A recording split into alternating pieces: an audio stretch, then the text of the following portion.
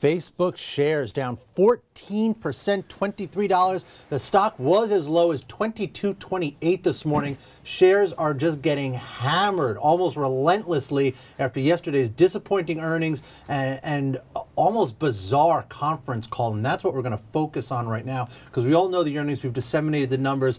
But let's talk about that conference call at 5 p.m. yesterday. I'm here with Dave Benoit, Deal Journal blogger, you were live blogging it on your... I know I helped a little bit. I threw in a little bit. You and me and Grosser.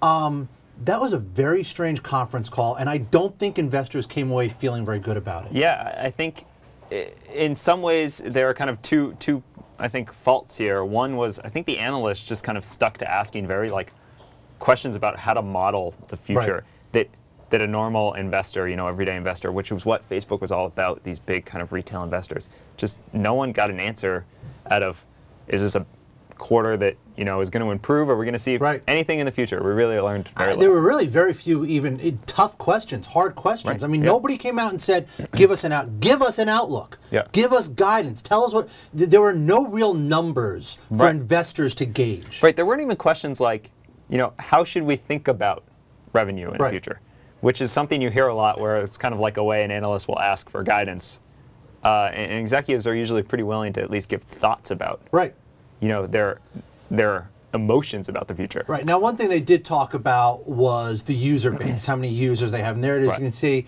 that overall, the monthly active users rose to 955 million. The daily active users, 552 million. Mobile was interesting. You got to keep an eye on that one. 543. Right. And, look, mobile's a big deal for them, right?